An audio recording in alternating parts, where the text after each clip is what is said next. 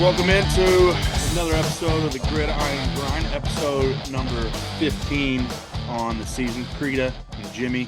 Jimmy, what's up, buddy? What's going on, man? It's cold outside, Trey. It is cold outside. Got my jacket on, man. It's cold. It's not cold. It's not northern states cold or mountains cold, but it's cold in Texas. It's cold. I mean, it's cold for me, and I don't want to hear, my buddies that live up north are like, you don't know what a real winter is. Yeah, well, you don't know what a real summer is, Yeah. And it gets 89 degrees and you guys won't go outside. And we're like 89 degrees. Let's do whatever we want. Yeah, exactly. It's below 102. To me, in the 40s is cold for me. And they're like, oh. My hands stop working and I'm just like, it doesn't. And, gloves, you got to have them thick. And I don't like it. I like it in the 60s, maybe the 50s if I got a fire, fire pit, something to hang around. But I don't dig this cold weather. Yeah, me neither. I don't see what all the fuss is about. Well, I guess we'll start with Cowboys. Cowboys sweep the Giants Thanksgiving Day. The curse continues of them not covering on Thanksgiving Day, by the way. They were was it 10-point favorite? 10 points, and you and I were talking about that going in. I said, oh, here comes the backdoor cover. And sure enough, penalty, and then that touchdown. That's the worst when it's a double digit or more than a touchdown spread, and the team you're rooting for to cover is up 2 touchdowns late, and the other team has the ball. Mm-hmm. It's going to be a backdoor cover all the time because the other team has urgency because they're down 2 scores, and your team doesn't have that urgency, and they're just trying to make them take as much time as possible. Backdoor cover all the time because that touchdown really means nothing for the game. Cowboys still won by 8, but they didn't cover, and that happens all the time. You got to be afraid of the double-digit backdoor cover. So, Eagles win. They beat the Packers. A little frustrating. I was hoping the Packers step up for us, but they did not. Me too, man. I thought, okay, if that was us, no question. Aaron Rodgers, it'd have been over. And I tell you, when they were tied 20s, I went, I was like, here we go. Here we go. Let's go. And I hate to say it. I mean, I think Philly's that December game, that's a huge game. That game just grows larger and larger as we get closer to it. Yeah. Both us coming on, I mean, we're rolling now. I think we're first in the league in offense, something like that. We're in the top 10, top 5, I mean. Yeah. We're rolling now on offense, and Philly's been rolling. Philly's been hot. Coach is kind of a punk, so really like to beat him. It's such a big deal to get how the playoffs are set up now. Only the top seed gets the bye, and it is such a big deal because we have a tiebreaker over the Vikings. But as it sits right now, even if the Eagles lose, say they would lose to the Titans this week, and then we beat them, and we end up with both 3 losses, I believe they would have the tiebreaker over us because of conference losses. We lost to our 3 losses are in conference, and therefore. But maybe for a division, it might because they have a loss to the Washington, so maybe it's the division. If that would be the case, and if we don't lose any more division games, we would have the tiebreaker over them.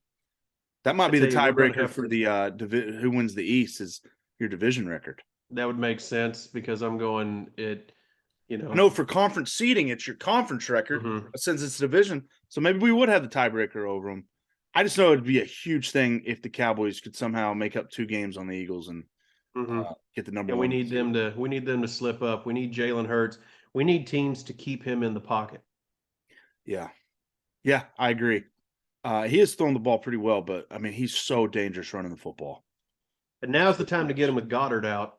But I mean the longer that guy stays out, I think the better chance you have. But he's supposed to come back, I think, next week. And here's another problem. If the Eagles win the division and become the number 1 seed, and the Cowboys would be the 5th seed, then we would play at probably Tampa Bay or maybe Atlanta, which Tom Brady in the playoffs, you never want to do that. But if somehow Atlanta or New Orleans wins out or something, that wouldn't worry me at all. but then we would more than likely have to go to Philadelphia. To week Philly, 2. yeah.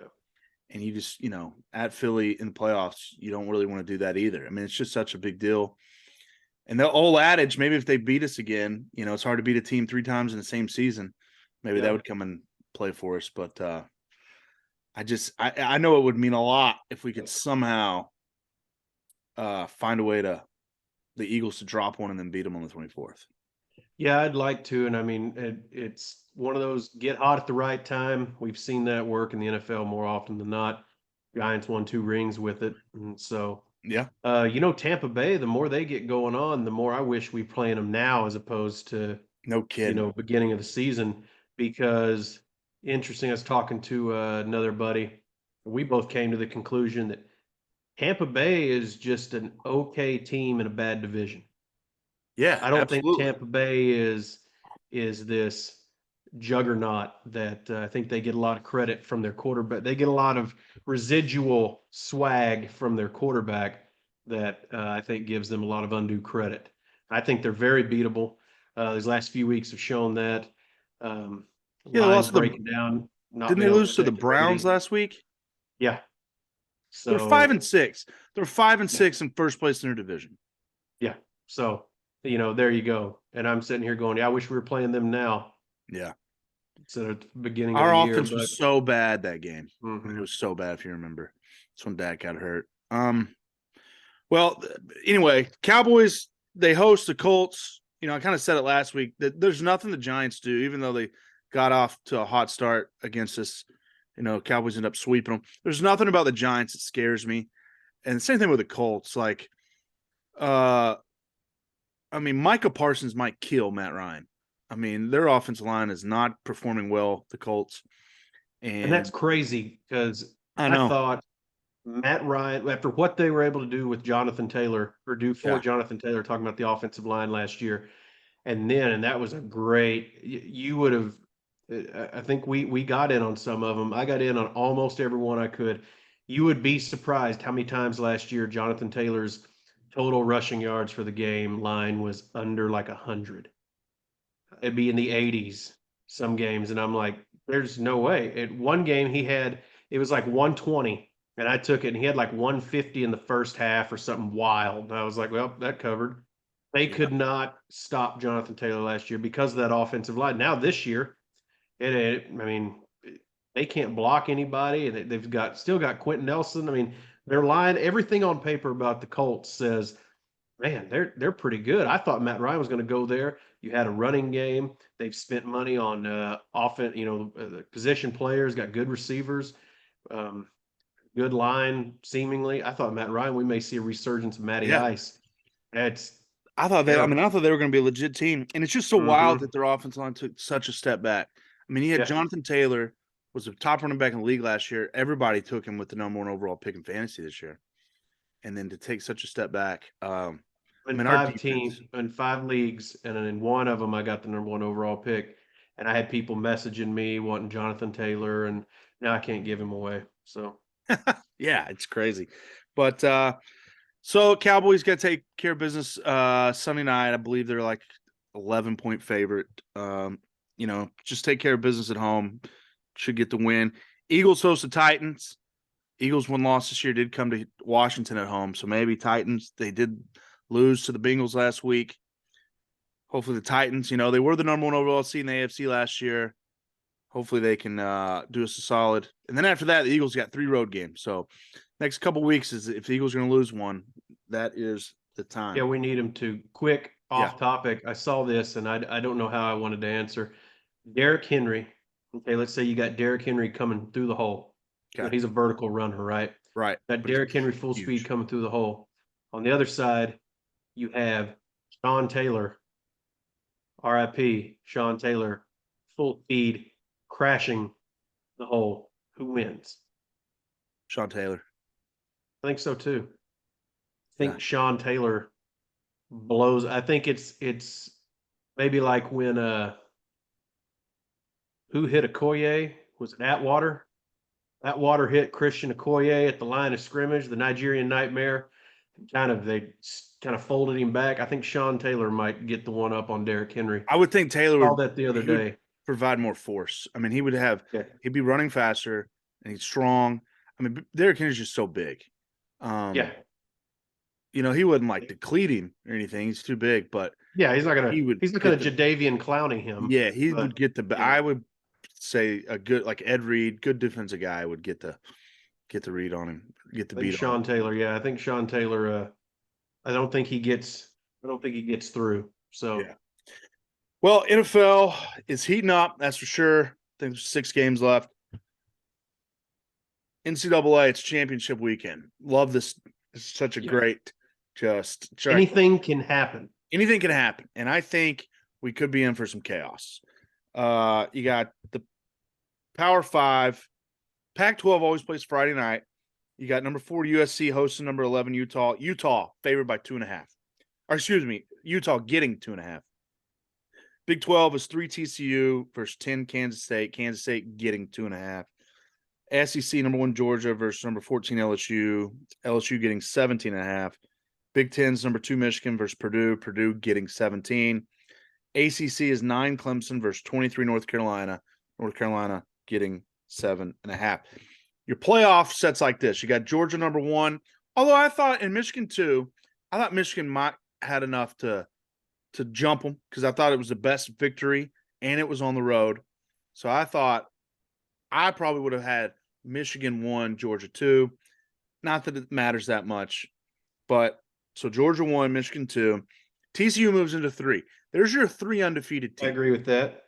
And then 4, USC has 1 loss. Number 5 is Ohio State, has 1 loss. Then, of course, Alabama is 6 with 2 losses. Tennessee 7 with 2 losses, which, by the way, in case you're wondering, yes, Tennessee and Alabama did play this year. And, yes, Tennessee did beat them. And, yes, the college football playoff still puts Alabama with the same record above Tennessee. Makes no sense. The committee is they're absolutely ridiculous on some of the things they do. It's like they just forget about common sense. Anyway, if Georgia, I think it's a consensus. If Georgia and Michigan somehow both lost this weekend, would you say they're still both in? Georgia and Michigan both lose this weekend. Are they still in?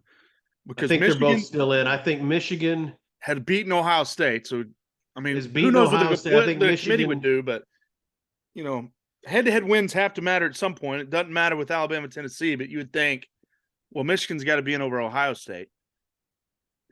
Well, Georgia. Yeah, Michigan stays. I think Michigan's 4. Maybe Georgia drops to 2 or 3. Maybe 3 is the lowest I see them going. But I think if that happens, that will keep. So, okay. So in that scenario, let's say it depends on what TCU I think and TCU, USC does. Yeah. So I think TCU. Obviously, if those 4 teams. I don't think they'll ever rank TCU above. And they may not even, nothing may happen. If TCU. You know, now that I think about it. If TCU wins and Georgia and Michigan were to lose, I think TCU would be number 1. Not that it would matter because they'd still have to play either Michigan or Georgia first. But I don't think Georgia or Michigan either one lose. So I think it's kind of a hypothetical that doesn't matter. I will say Jeff Brom is undefeated when he has to play the top teams. He's beaten Ohio State, Iowa, and Michigan State were the top teams that he's faced all year. Jeff Brom is 3-0. That Ohio State team he beat was pretty good. So I think it was Michigan, in Purdue, but it was actually I watched that game. It was Rondo Moore's freshman year, and it was that 11 a.m. game too. No, it was a night game. Night game at Purdue, night game, and they had the kid that was from Purdue that was dying of cancer. I think his name was Tyler Trent, and they did like an appreciation deal for him that night. Oh, so it was over from the get-go. I remember that now. Purdue that you put it on them. Like red bandana game, Boston College. Yeah. Just pray you're not that game. And I think Jeff, I think Michigan wins. Michigan's gonna have to come out. I think they need to stomp them early. You know, like I've always said, you cut the head off the snake. You don't play with it and let it hang around. I think Michigan, it's just got the recipe of success. They're physical. They can run the football. They got a good enough quarterback who can run the play action. and hit the shots on play action. And their defense is physical across the board. They're good against the run, and their secondary, that was the best secondary performance I think I'd seen all season. I mean, their secondary, their corners are physical. They get after you. And Ohio State has the best receiving core in the country. And, I mean, they had some early, but Michigan, when it was all Ohio State had to do was pass because they were down, they couldn't do nothing. And I think Michigan's the most physical defense. Well, them and Georgia for sure. Yeah. I think Michigan actually has an opportunity. I used to think, well, Georgia's going to win the national championship. They're by far the best team. I don't know if I believe that. Georgia's probably still better, but I think it has potential to be a very good national championship game between Georgia and Michigan. I think you're right. Going back to our question, so I think Georgia would drop to 2. I think Michigan would drop to 4. Maybe. I guess TCU would take over number 1, and then you'd have USC. I guess if they win, jump up there. Here's the deal would be, what would be crazy is if Georgia, Michigan, and USC all lose this weekend. USC's out. USC's out, right? So because USC already has. So then does that put Ohio State in? Yeah, USC has one loss already. I think if they lose, they would not be conference champion, so they wouldn't have that, and they'd have 2 losses. And then you'd say, well, Ohio State's only loss was to Michigan.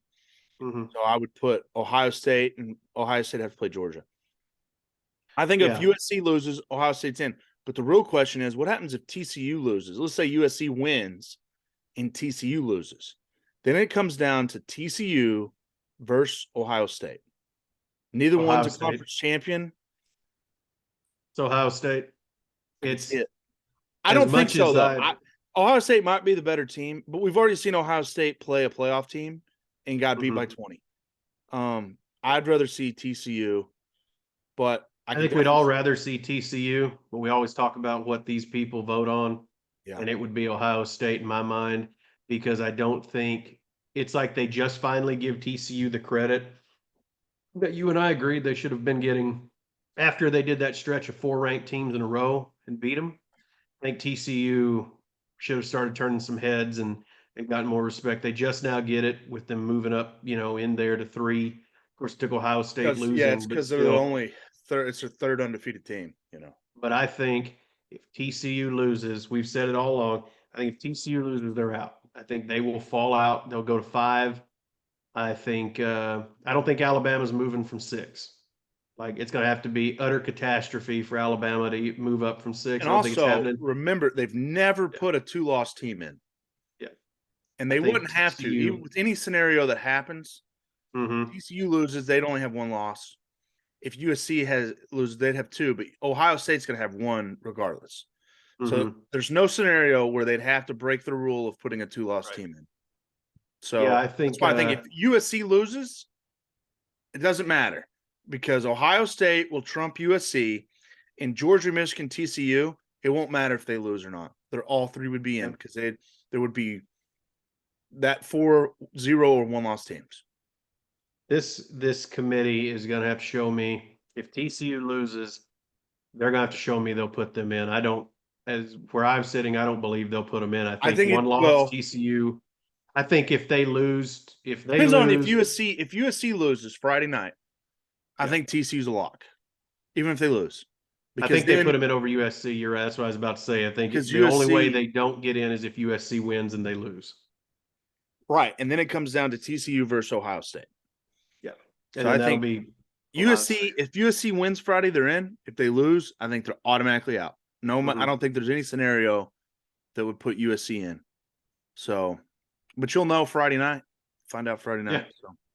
I think if you're Ohio State, you're rooting for one of those. Utah. I think those are your 2 most likely losses, or TCU or USC. Well, and you look at the line, it's like Vegas is anticipating upsets because they are begging you to take USC favored by 2.5 and TCU favored by 2.5. It's like they're bet. Why not make it 3? Because they're begging you.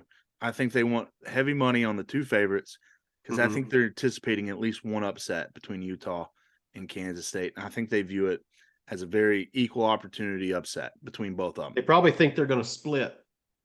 Probably. And Feels like they're that's going, how hey, Vegas we'll does take it. one to get one, and that one we get is going to If we can get a ton of money on USC and a ton of money on TCU, we feel confident one of them's going to lose. Therefore, Vegas would win because of the juice. So, and Utah's already beat USC once. Kansas State did have an 18-point lead on TCU. Yeah. So we'll see what happens. So there's championship weekend, college football playoff talk. Feel good about that. I wanted to, before we get to our picks, revisit our season win totals we gave the very first episode back in August. Season win totals, I went 2-3. I won Kansas State over, Mississippi State over. I lost UTEP over, Notre Dame over, and Duke under. That Notre Dame one, that I had to have them beat USC. Didn't happen. Yeah. UTEP, I had to have them beat UTSA last week, and they were Hey, they were up the whole time.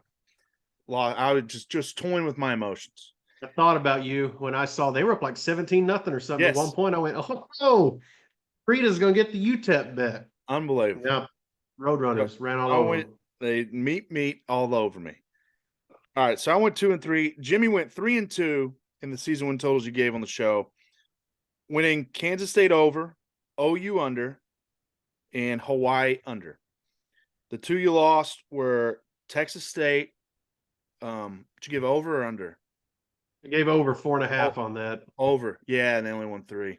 Mm-hmm. Duke under. We all missed on Duke. We didn't. Nobody saw Duke being. Duke was way better than Duke and Georgia Tech. Another team we talked about. They were both better than we anticipated. expected. The Georgia Tech upsetting Pittsburgh at Pittsburgh. I mean, that just that was it. That kills. So, of course, their quarterback's leaving now, so that's gonna they'll be back down in the bottom. All right, yeah. Transfer portal is among us. Opens up Monday. That'll be a good topic for the show next week. We go to picks. I added our season win total records into our picks. So I was 2-3 last week on the show. So on the season, I'm 39-33. Jimmy 1-4 last week on the season, 37-36. So man, need to have it. We got to have it bounce back. We've been we got to change that this week. Decline in the last 3 weeks, so we'll bounce back. I'm gonna start with that Pac-12 game Friday night. I'm gonna go Utah by the half point. Give me Utah +3. I think Utah's more physical. I think Utah won the Pac-12 last year. I think they're an old veteran team. The tight end Colton Kincaid killed USC in the first game. I think Utah has enough to beat them again because of physicality. And USC's defense is not very good. So I like Utah +3. I'm going to stay with that same game, and I agree. I think Utah, like we said, Vegas thinks one of these is going to be an upset. I think it's going to be I think they're right. I think Utah +3. Utah is tough. Like you said, already beat them. I think this is Utah's game to lose. USC, I think, is going to be looking ahead, going to try to do too much. Utah's not fighting for the playoffs; they're just fighting for the Rose Bowl. And I think Utah's going to have their head on their shoulders and come ready to play. And I think Utah +3. I think they win it outright, but always take the points. I do too, Utah but I'm going to take +3. the points. Yep, I agree. And then Saturday morning, Big 12 championship, bright and early, 11 o'clock, Kansas State +3. Kind of just what we talked about. I think Vegas is just begging you to take the 2.5 favorites. I'm going to buy the extra half point, get it up to 3. Kansas State, if you look, Kansas State was average 10 yards of play the first half, the first time these two teams played. And then TCU came out just on fire, down 18 points and beat them. I think Kansas State will revisit some of the decisions they made in the second half. I think Will Howard is going to try to get that game back. I like Kansas State +3, rooting for chaos. Wildcats +3 over TCU. I'm going the opposite way. I'm going to take TCU on this one. I think TCU is a different team. I think they know now what they can and can't do. I think they're really clicking. They got little Lincoln down there, calling He's plays. good. So I He's think TCU handles this one this time. They're not going to 62-14, whatever they did to Iowa State. But I think TCU wins this. I could see this being 38-28, 41-31, something like that. I think TCU gets it done this time. All right. Mountain West. I like Fresno State getting 3 over Boise State. Fresno State, the quarterback, Jake Hayner's back. He didn't play the first time against Boise State. Boise State beat him. I think he's the best player in the conference. I think he'll be the best player on the field. I like Jake Hayner. He's bounced around. He's been at the Power 5 level. Now he's at Fresno. I think he is going to be an underrated draft pick. Somebody's going to pick him up. I think he's going to be pretty good. He throws a great ball. Comes out of his hand beautiful. So give me the Fresno State Bulldogs +3 in the Mountain West Championship against Boise State. I like it. I know we go one at a time. I'm going to give you 2 because it's the same game. First thing first is Tulane UCF in the AAC championship game. That's on Saturday. Give me Tulane -4. I think Tulane, they're a 10-win team. I think they are the better team. I think it's in New Orleans, isn't it, too? Yeah, it's in New Orleans. It's a home game. And interesting, this is for a spot in the New Year's Six, I think in the Cotton Bowl. Yeah. Winner gets to go to the Cotton Bowl.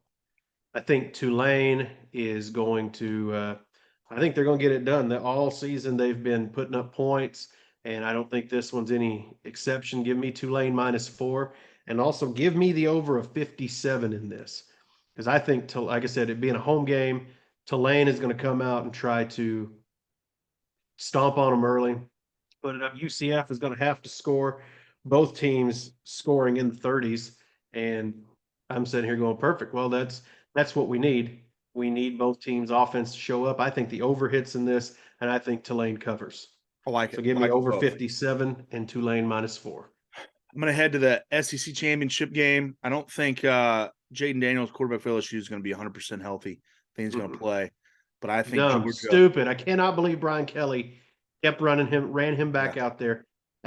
You weren't going to win that game. It was over. No. Why are you running him back out there? Stupid. I think Georgia, I think it matters to Georgia that they didn't win the SEC last year. Of course, they won the national championship. But I think that matters, and I think they're going to try to right that wrong. And I know it's 17 points by the half a point to get it 17. I think Georgia, I don't think it's close. I think Georgia crushes LSU. Give me the Bulldogs -17. Excuse me. I almost took that. That's a lot of points, but I'm saying a lot of points. I think for every reason you just said, Georgia, they're wanting to win the SEC outright. Have like you said, won the national title, but it's kind of like if you win the national championship, but your rival beat you in the season. Yeah. They still have that over you, and that one still kind of gets in your craw. I think you're exactly right. I can see that happening. And the last one I'm going with is the MAC championship, Toledo against Ohio. Give me Ohio. I like it. +1.5. I think Ohio comes out, wins this game. Toledo is coming off 2 pretty bad losses, Trey. They lost to Bowling Green. They lost to Western Michigan. Ohio just played Bowling Green and beat them 38-14. So I'm sitting here going, this to me has Ohio all over it. Ohio also beat Western Michigan this year. So the 2 teams they've lost, Toledo's lost to, Ohio's beat pretty handedly. So give me Ohio and the points, +1.5 in the MAC championship game. Okay, last one I got is the ACC championship. You got Clemson versus North Carolina. North Carolina have lost 2 in a row. They lost to, was it Georgia Tech they lost to? Mm-hmm. And then NC State last week. And Mac Brown does not have a good record in conference championship games. Clemson lost to South Carolina last week. Bad. Yeah. So this is like Albino J is back. Yeah, he had a last couple games, didn't he? That guy is, and it was crazy. He looks as good as he's ever. That's the best I've seen him look since he left high school. He is. Yeah. He couldn't miss. He could not miss. That guy's amazing. Spencer Rattler played amazing. That whole team. If he plays like that next year, South Carolina. I don't know if they could top Georgia, but they could be maybe number 2. They can make some noise. Yeah, have a outside chance at a New York Six Bowl like Tennessee did this year. And Clemson's got to hope that Ukulele leaves because that is. How bad is he not good football? I mean, he was like 8 of 21 against NC State. But anyway, He's not good. I say all that, and I'm taking Clemson to cover the 7. I'm going to buy it down to 7 because I think North Carolina's that bad. Drake May, he just won ACC Player of the Year, though. Clemson does have a good defense, and I don't think Dabo, he's stuck with Ukulele, but I just don't think he's going to let him lose the ACC championship. I think if he really struggles, he can really run the football, but he just can't throw it. I think if it's close, he's going to mix Klubnik in more, and I think that'll be the difference. Clemson's the better team. Touchdown. It's the craziest pick of the week, but I'm taking Clemson -7 over North Carolina. I didn't bet this one. If I was gone, I was going to take North Carolina and the points. Just Clemson looked so bad. I know, but South Carolina just had their number. North But Carolina. then North Carolina lost to Georgia Tech. Exactly, at home. At home. Oh, terrible losses, both teams. That Clemson's probably going to win. I just think they're not. Man. I think North Carolina's where in Mac Brown Conference Championship has a losing record. Yeah. He won 2 at Texas, but one was the 2005 team playing Colorado where they won 70-3. Anybody, my 6-year-old daughter could have coached that conference championship game and won. Yeah, well, that's the season. So that's the season they came out and interviewed Vince Young, and they said, Vince, we see you picking up the phone after these touchdown drives, and what do you say? Like, we notice they're not quick conversations, or they're not long conversations. And Vince laughed and he said, I pick up the phone, it's my offensive coordinator, and he says, I love you, Vince. I said, I love you too, coach. And then we hang up. That was like, that yeah, was what more Joel can you say? What more do you need to say? Joel Klatt was quarterback for Colorado that day, and he'll talk about it occasionally. I mean, they'll show it, and beating. It's rough watching. 70-3, the conference championship game. That's how good. And then Texas, of course, beat Is that USC. the one where Killebrew gave him the concussion? Yes, and he talks about it. It's like the hardest hit of his life. Awful. So Mac won that one, and then in 2009, Texas beat Nebraska on a last-second play, and then Hunter Lawrence kicked the field goal. But that was the Ndamukong Suh Nebraska team. He should have won the Heisman. That guy almost single-handedly won the Big 12 championship. That was amazing. Mac lost it in 2001 at Texas. Got beat by Colorado.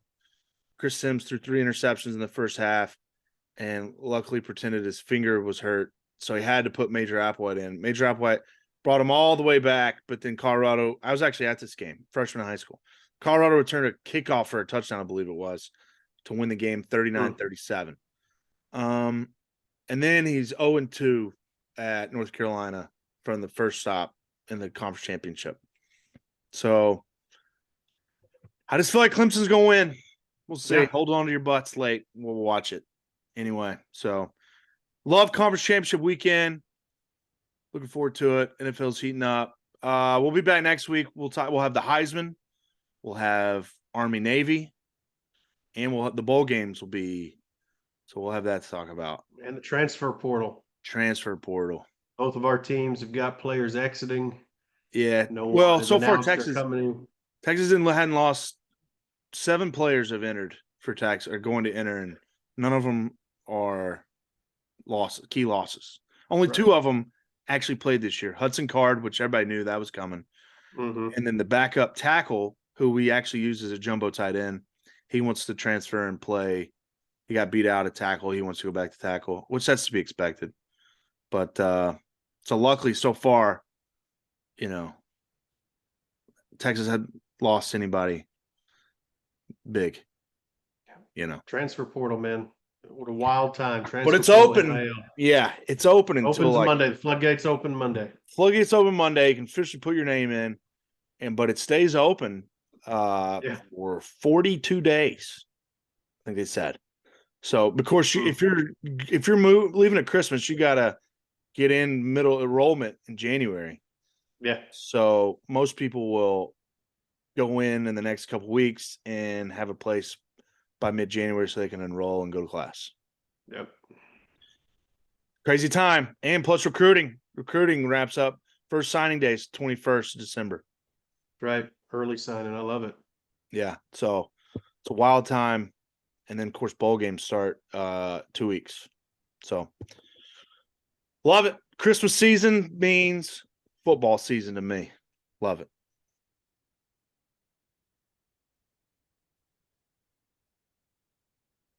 Oh, something just popped up on my screen.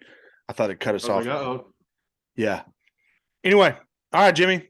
Have a right, great buddy. weekend, man. Be back on the You grind too, next buddy. week. See you guys. Talk to you later. Bye.